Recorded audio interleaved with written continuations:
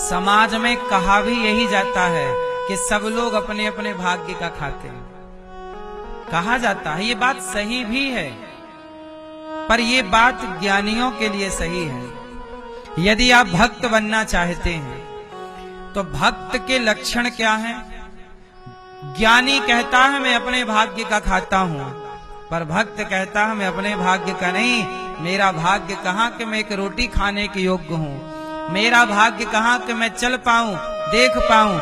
ये तो ईश्वर की कृपा है कि मैं देख पा रहा हूं, चल पा रहा हूं, सुन पा रहा हूं, खा पा रहा हूं, आपको कुछ सुना पा रहा हूं।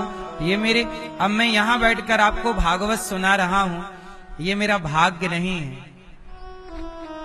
ये मेरे भाग्य में इतना बल नहीं कि मेरा भाग्य मुझे वृंदावन पहुंचा दे।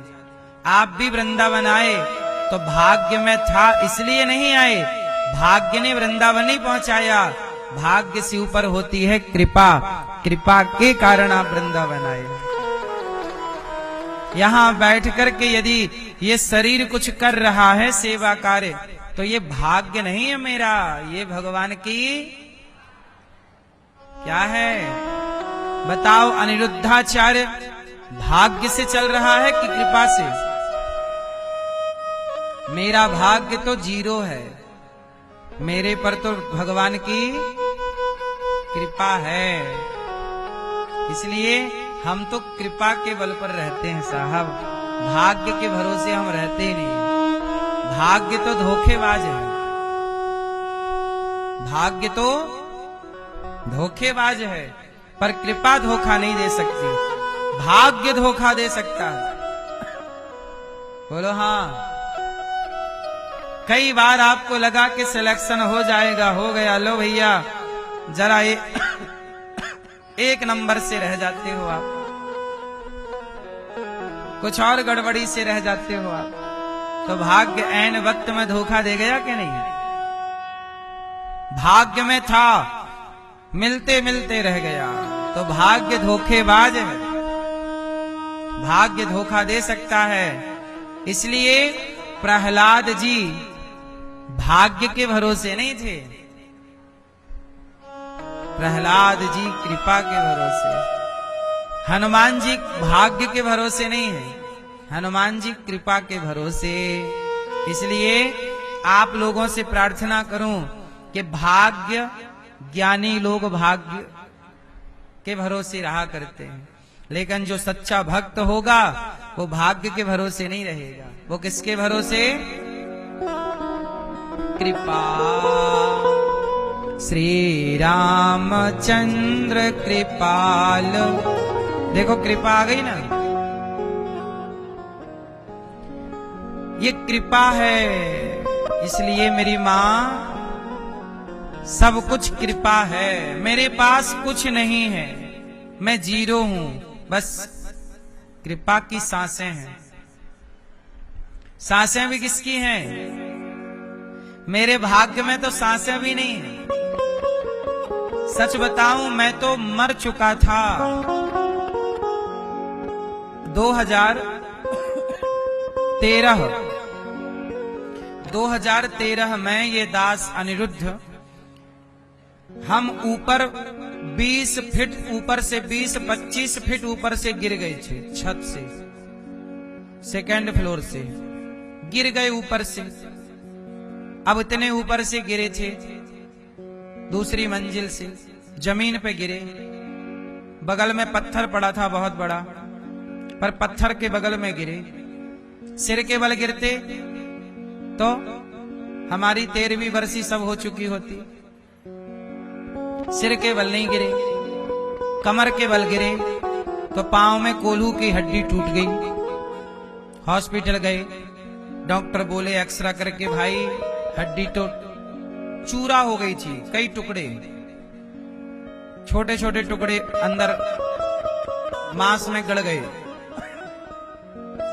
डॉक्टर ने कहा कि खींचते हैं, तो पांव में छेद करके ना घुटने में, और हड्डी को खींचने के लिए, ऐसी हड्डी चढ़ गई थी, फिर खींचने के लिए कि सही जगह आ जाए, तो 2 महीने तक ईंट लटकी रही पांव में। ऑपरेशन की जरूरत नहीं पड़ी। डॉक्टर बोले ऑपरेशन तो कर देंगे, पर कष्ट सह लोगे तो ऑपरेशन की जरूरत नहीं पड़ेगी। हमने कहा करो। डॉक्टर बोले कि हड्डी जुड़ तो जाएगी, पर एक पांव छोटा हो जाएगा, आपको सारी जिंदगी लंगड़ा के चलना पड़ेगा, हो सकता है वैसाखी लेके चलना पड़े। मेरे को बोला था डॉक्टर ने। हमने कहा आप करो, लेकिन याद रखना मुझे उस समय भरोसा था, अरे भगवान गिराए थे तो मैं मर भी तो सकता था ना, और हड्डी टूटी थी तो दोनों पांव की भी टूट सकती थी। और जब एक पांव की हड्डी टूटी तो मैं समझ गया कि एक पांव यदि ईश्वर ने सलामत रखा है तो कुछ कराना चाहते हैं भगवान एक पांव से, इसलिए बचाए रखा है ना, कुछ कराना। बस डॉक्टर ने बोला ये लंगड़ाएगा बच्चा।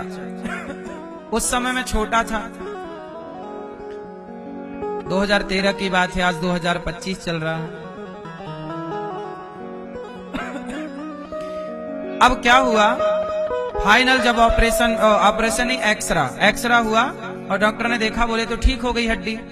मैं कुछ समय वैसाखी से चला और वैसाखी लेके मैं ना चित्रकूट आ गया एक दिन घर से, और मैंने कामतानाथ जी की परिक्रमा लगाई उसी वैसाखी को लेकर के। कामतानाथ जी की परिक्रमा लगाई और साहब कामतानाथ जी की परिक्रमा लगाई। उसके बाद राम जी की ऐसी कृपा हुई कि देखो अब मैं दौड़ता भी हूँ, कबड्डी भी खेलता हूँ, कोई नहीं कह सकता मुझे देख के कि मैं कभी गिरा था, कभी इतना बड़ा एक्सीडेंट हुआ था। सब क्या है, मुझे लगा कि देखो मैं आप अपने को ना मरा हुआ ही मानता हूँ। मैं उसी दिन मर गया 2013 में। अब ये सांसें जो हैं, ये सांसें भगवान की कृपा। मेरा भाग्य तो वहीं शून्य हो गया, 0। मेरा भाग्य वहीं तक का था, वो मेरी मृत्यु थी। लेकिन मेरी मृत्यु मेरे भाग्य से तो मैं मर गया, लेकिन फिर हुई भगवान की कृपा, क्योंकि ये दास कभी मंदिर जाके भगवान की सेवा करता था।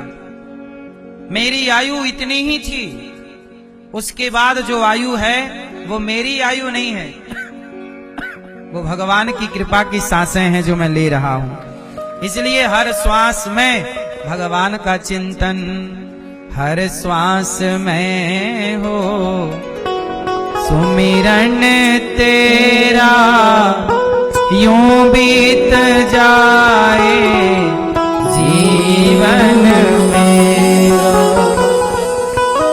तेरी सेवा करते बीते सांझ सवेरा, तेरी सेवा करते बीते सांझ सवेरा, यूं बीत जाए जीवन मेरा। हर श्वास में हो सुमिरन तेरा। इसलिए कहता हूं हर श्वास भगवान के नाम करो। हर सांस किसके नाम? इसलिए जब मैं छत से गिरा तो मुझे लगा कि मैं बच क्यों गया, मर जाता। लेकिन अब समझ में आया कि भगवान ने गौरी गोपाल की स्थापना और गौरी गोपाल में चल रही सेवाओं को करवाना था उन्हें इस शरीर से, इसलिए भगवान ने बचाया। उन्हें ये काम कराना था, यहाँ की सेवा।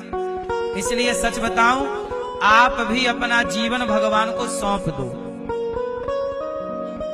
कई बार माँ सोचती है मैं बेटे को डॉक्टर बनाऊंगी, इंजीनियर बनाऊंगी। बाप कहता मैं बेटे को ये बनाऊंगा ना।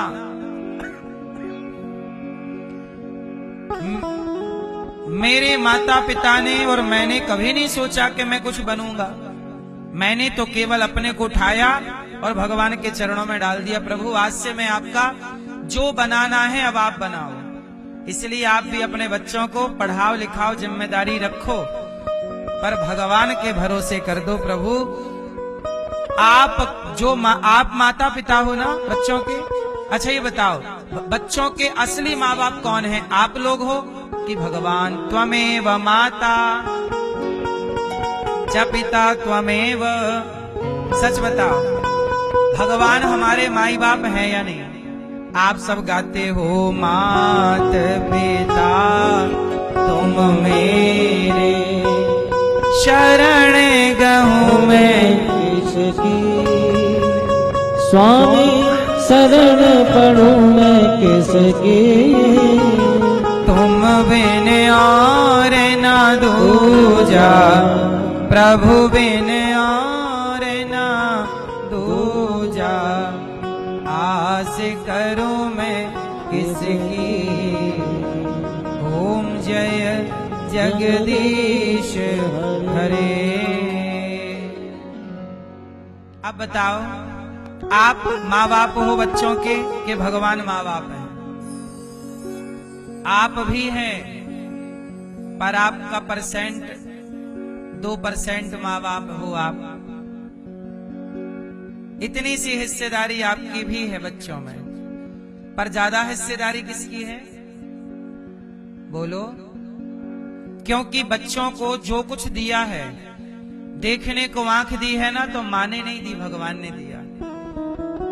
चलने को पांव दिया तो माँ ने नहीं दिया, माँ ने केवल पेट में जगह दी है, स्पेस दिया है। क्योंकि संसार में आना हो तो माँ का पेट चाहिए, तो माँ ने केवल पेट दिया है, गर्भ दिया है हमें रहने के लिए 9 महीना।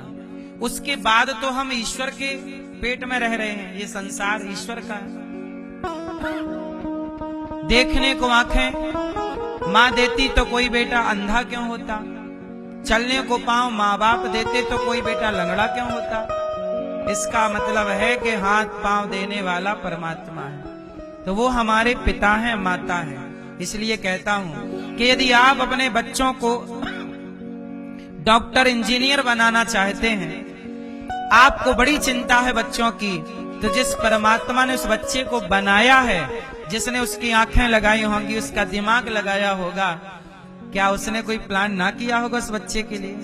इसलिए आप तो अपने बच्चे को भगवान के भरोसे कर दो। प्रभु बस अब आप जो बनाना चाहें, प्रभु ये बच्चा आपका, जो बनाना है आप बनाइए। आप पढ़ाओ लिखाओ, जिम्मेदारियां करो, पर निश्चिंत होके रहो। जो बनाना होगा भगवान बनाएंगे। इसलिए आपसे बेहतर आपके बच्चों की प्लानिंग भगवान कर सकते हैं। लेकिन आप बोलते नहीं, मैं करूंगी, मैं करूंगा। भगवान बोले पर तुम कर लो, तुम करो। हमें भगवान तब तक हाथ नहीं बढ़ाते। द्रौपदी की साड़ी उतरती रही, द्रौपदी के कपड़े उतरते रहे। द्रौपदी किसे बुलाई? अर्जुन आओ, बचाओ बचाओ। भगवान नहीं आए, बुला लो पहले अर्जुन को। भीम आओ आओ बचाओ। भगवान बोले बुला लो पहले भीम को। युधिष्ठिर जी आओ आओ आओ। नहीं, भगवान बोले तुम्हें जिस जिस को बुलाना है बुला लो। जब कोई नहीं आया तब द्रौपदी ने कहा, तब द्रौपदी पुकारी, हे श्याम सुंदर। कहा द्रौपदी ने, द्रौपदी बोली, कहाँ जा छिपे हो प्यारे कन्हैया, कहाँ जा छिपे हो प्यारे कन्हैया, यहाँ लाज मेरी लूटी जा रही है। दुशासन के हाथों तेरी द्रौपदी की सभा बीच साड़ी खींची जा रही है। कहाँ जा छिपे हो प्यारे कन्हैया,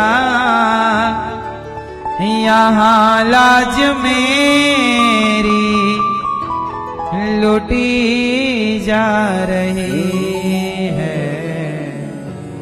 कहाँ जा छिपे हो।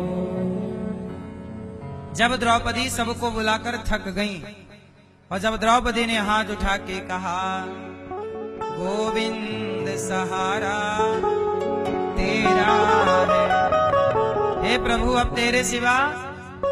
जब द्रौपदी ने कहा प्रभु अब तेरा सहारा, तब भगवान दौड़े। भगवान तब तक नहीं दौड़े जब तक द्रौपदी ने ये नहीं कहा कि प्रभु अब तेरा सहारा। भगवान कहते हैं यदि आपको संसार का सहारा चाहिए तो पहले संसार का सहारा ले लो। जो संसार के सहारे है भगवान उसे अपना सहारा नहीं देते। जो संसार के सहारे नहीं, केवल भगवान के सहारे, भगवान कहते हैं जो पूर्ण भक्त मेरी ओर समर्पित है उसका सहारा मैं बनता हूं। इसलिए